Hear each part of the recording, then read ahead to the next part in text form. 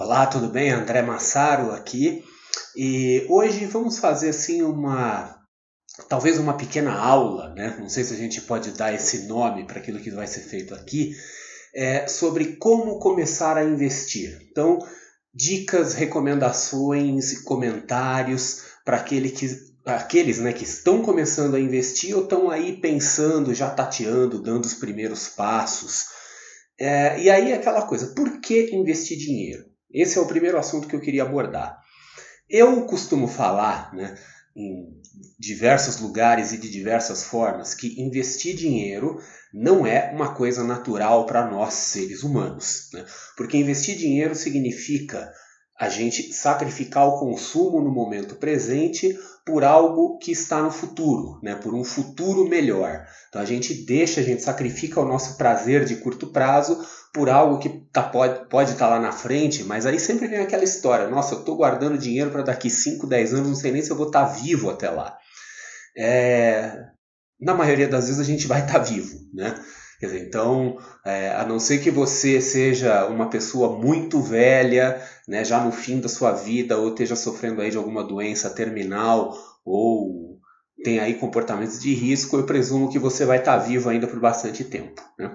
Mas as pessoas muitas vezes usam esses argumentos porque isso reforça o nosso comportamento como seres humanos, né? Como seres humanos somos voltados para a gratificação de curto prazo. Então, sempre que a gente deixa de usar o dinheiro, o prazer que o dinheiro proporciona no momento presente, nós estamos fazendo algo que é antinatural para nós. Então, investir, né, não é uma coisa muito natural. A gente sempre tem a tentação de pegar a grana e sair torrando ela no momento presente. Mas, enfim, é importante, né? É desejável que a gente consiga lutar contra esse nosso impulso, contra essa nossa programação evolutiva, por diversos motivos. Então, entre esses motivos, né, nós podemos destacar incertezas no mercado de trabalho, incertezas com a previdência, em resumo, incertezas com a nossa renda e com a nossa própria sobrevivência. Então veja, as relações de trabalho estão mudando. Recentemente nós tivemos aí uma reforma trabalhista no Brasil, que ainda foi bastante limitada, mas algumas pessoas já começam a falar em precarização do trabalho, em uberização do trabalho. As relações talvez comecem a já não ficar mais tão rígidas, né? E isso pode eventualmente aumentar um pouco a incerteza do lado de quem é empregado. Temos as questões aí da Previdência, né, que se fala em reforma da Previdência, na necessidade de reforma da Previdência. Não sei se isso vai acontecer, nem em que termos, mas uma coisa é certa, não só no Brasil, mas no mundo todo, o modelo de Previdência está em xeque. Já não se tem mais tanta segurança de que as pessoas vão conseguir se aposentar no futuro, ou pelo menos se aposentar apenas usando aqueles instrumentos típicos da Previdência Social, né? E outras mudanças estruturais também no mercado de trabalho, desemprego estrutural, né? Quer dizer, nós estamos chegando aí logo logo na era da inteligência artificial, na era da robótica, daqui a pouco começa a sumir emprego, né? E aí tem aquela turma que fala assim, mas você não devia se preocupar com o emprego, porque na época da Revolução Industrial, todo mundo falou que os empregos iam desaparecer e eles apareceriam em outro lugar, no setor de serviços, né? E aí eu devolvo e falo, tudo bem, mas essas tecnologias que estão vindo aí vão mexer exatamente no setor de serviços, né? Quer dizer, vai surgir emprego aonde agora? Nós vamos todos virar artistas, poetas, né? Então, assim, nós temos várias incertezas que podem ter um impacto brutal no nosso nível de vida, na nossa renda. Nós podemos perder a renda repentinamente, e isso reforça a necessidade de que a gente invista dinheiro para que, número um, a gente tenha uma reserva de liquidez para esses eventos de perda de renda. Então, perdeu o emprego, ou aquele negócio que você fazia, a sua atividade autônoma, a sua empresa por alguma razão se tornou inviável, você precisa ter um fôlego financeiro para aguentar algum tempo até se recompor. E um segundo cenário, né, que seria até mais desejável, é você ter aquele patrimônio que te gere renda. Talvez ele não gere a renda necessária, suficiente para cobrir todas as suas necessidades, mas ajude em alguma coisa. Ele se torna uma fonte de renda entre várias fontes de renda que a gente pode ter. Aliás, é cada vez mais importante que as pessoas comecem a pensar em ter múltiplas fontes de renda e ter um patrimônio gerador de renda, seja na forma de juros, de dividendos, dos investimentos, é um modelo clássico, né, de fonte de renda alternativa. Tá? É a coisa que a gente precisa realmente trabalhar para formar o patrimônio para que volte dinheiro para nós, né? Então, feita essa pequena explanação assim dos porquês da gente investir dinheiro, eu queria comentar agora um pouco sobre dificuldades, angústias e dúvidas comuns daqueles que estão começando agora e que pode ser o seu caso, né?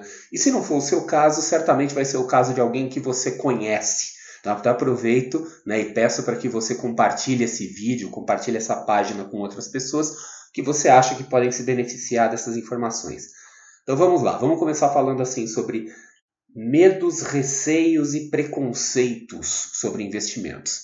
Então, muitas pessoas têm a ideia, primeiro, de que investimento é uma coisa para gente muito rica, para gente muito sofisticada, pessoas comuns, pessoas de classe média baixa, não podem ou não precisam investir. Isso é falso, isso é um mito, né? Ou não tem acesso aos investimentos. Então vamos começar falando especificamente sobre isso, né? No mundo dos investimentos, tem várias formas de a gente classificar investimentos, né? Sempre você pode dizer assim, renda fixa, renda variável, isso, aquilo. Tem inúmeras formas que você classifica. Uma das formas de classificar é classificar os investimentos entre investimentos que privilegiam volume e investimentos que não privilegiam volume. O que isso significa? Alguns investimentos eles ficam melhores ou eles ficam mais acessíveis quando você põe mais dinheiro. E outros investimentos não faz a menor diferença se você colocar pouco dinheiro ou muito dinheiro. Vou dar exemplos práticos disso.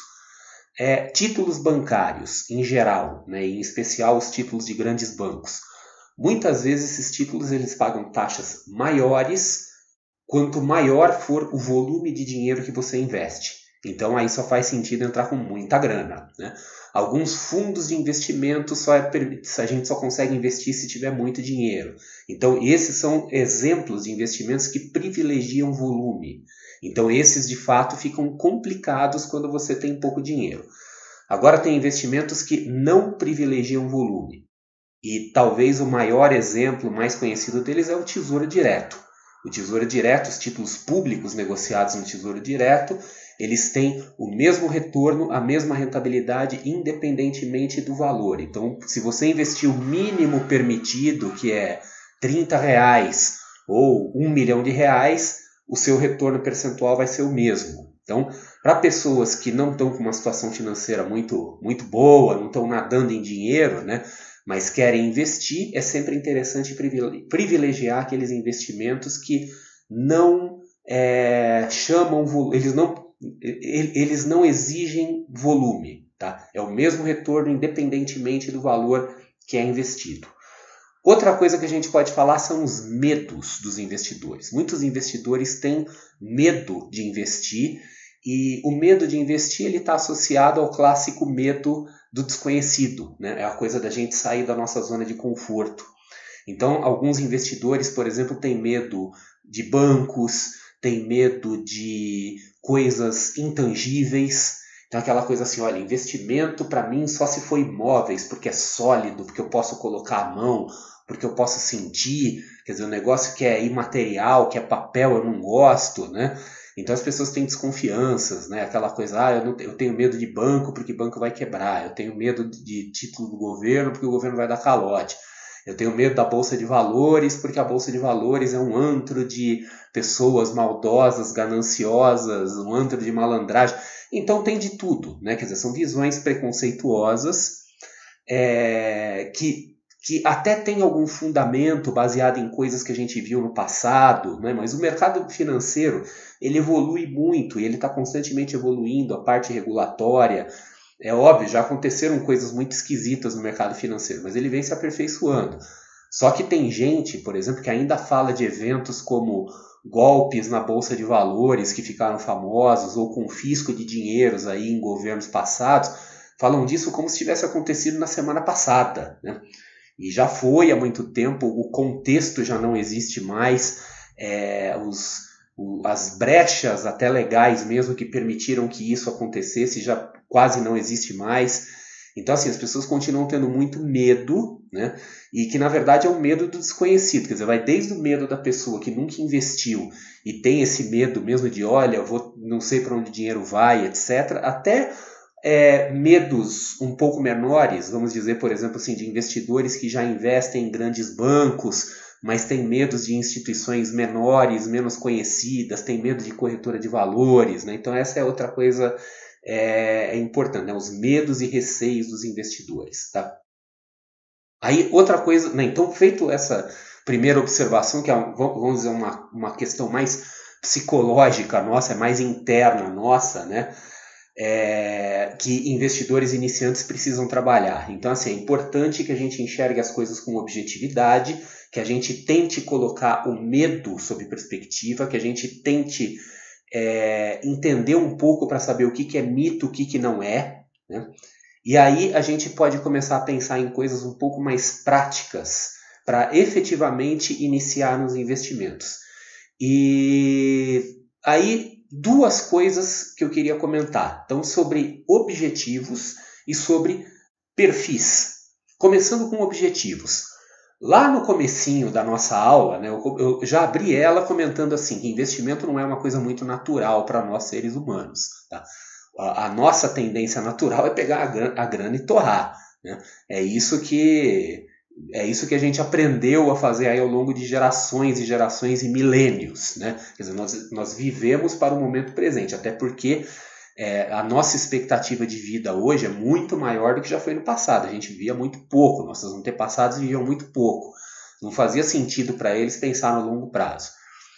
Então, quando a gente vai investir dinheiro, nós estamos indo contra a nossa natureza. E para que a gente consiga ter sucesso em ir contra a própria natureza, é importante que a gente tenha objetivos.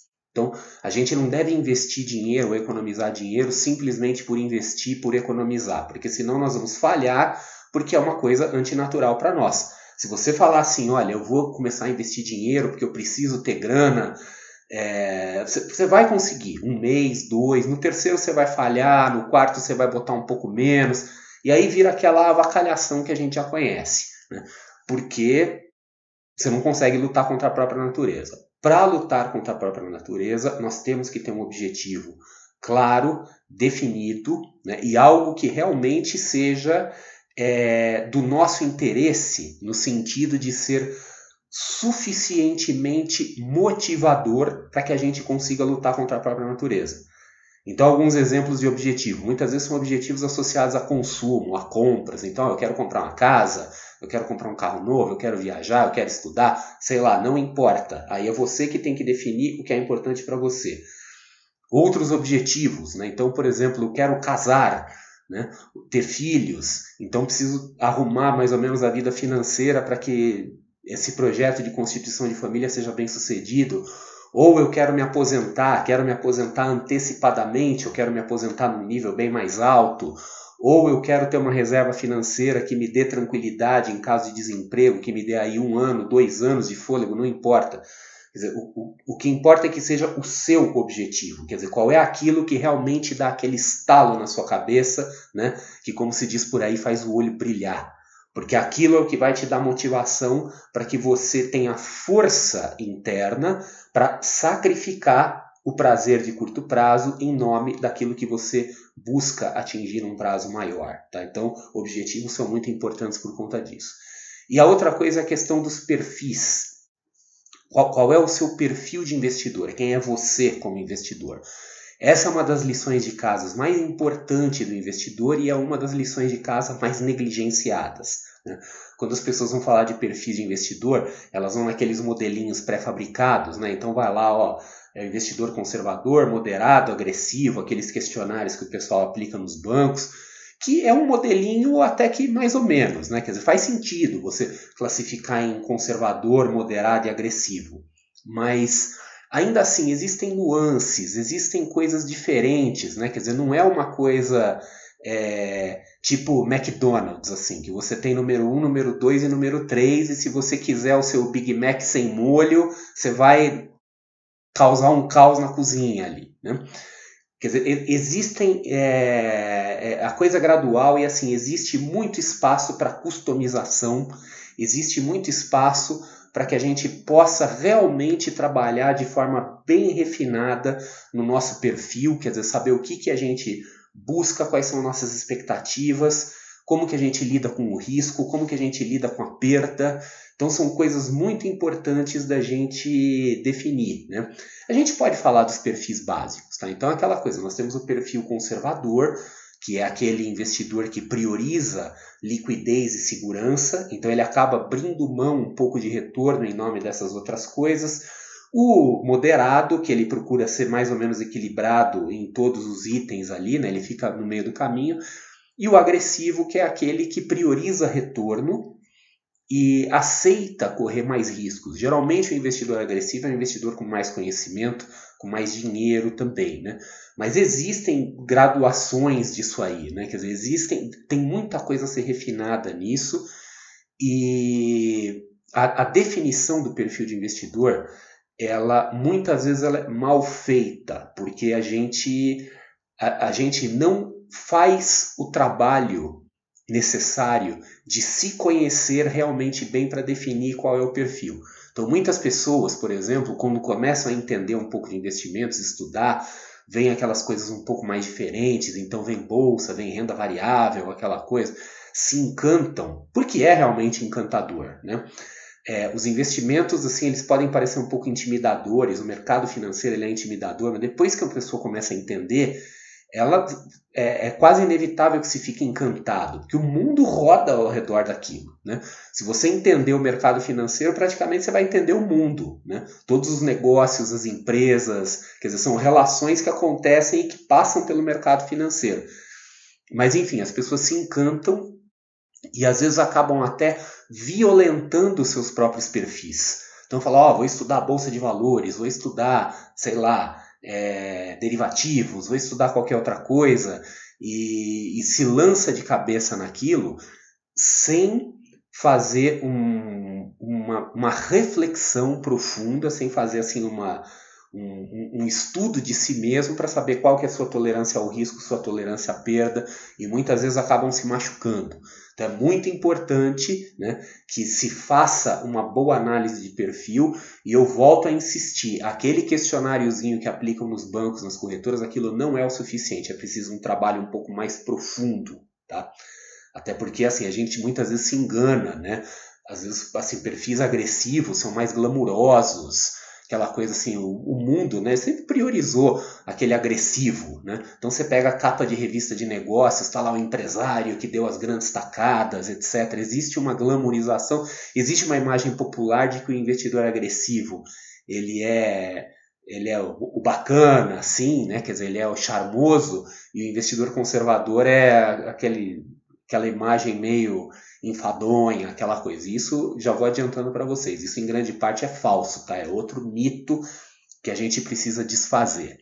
E inclusive, né, eu quero aproveitar essa pequena aula aqui e dizer o seguinte: para quem quiser aprofundar esses temas, eu quero deixar o convite para que você conheça o meu curso, né? É o Blueprint Formação de Investidores, que ele é um curso introdutório, então um curso majoritariamente em vídeo, ele tem algumas horas, aproximadamente entre 8 a 10 horas de vídeo, isso gravados, fora materiais ao vivo e outros materiais complementares. Ele é bastante abrangente. Eu costumo dizer que é um curso que eu fiz para mim, né? Eu fiz esse curso pensando em mim mesmo quando eu tinha, sei lá, 18, 20 anos, quer dizer, o que eu gostaria de ter aprendido quando eu era mais jovem, e que eu acho que teria me poupado muito tempo, teria me poupado muita cabeçada. Então eu fiz esse curso pensando naquele iniciante que quer começar certo, quer dizer, sem ter que ficar aprendendo, dando tiro para todo lado, fazendo daqui e dali, perde e depois tenta outra coisa, né? Quer dizer, que fica fazendo as coisas muito na base da tentativa e erro. Quer dizer, dá realmente uma boa visão do que tem, né? De como funciona o mercado financeiro, quais são os produtos, as principais estratégias, quais são as expectativas que a pessoa pode ter, para que ela encurte o caminho rumo ao sucesso como investidor. Então, é uma coisa, o Blueprint é um curso que foi pensado para o investidor iniciante ou para o investidor intermediário que está querendo dar aquela refinada, que está querendo dar aquela polida nos métodos. Então, fica o convite para que você conheça, né? Eu acredito que abaixo desse vídeo deve ter um botão, né, em que você pode clicar nele e você vai ser levado para uma página onde você vai colocar seus dados para que você receba mais informações desse curso, Blueprint. Ele é um curso que não é novo, né? Ele já vem sendo feito, já foi feito algumas vezes, ele vem se refinando cada vez mais e está melhorando cada vez mais. Então, muita gente já participou, excelentes feedbacks.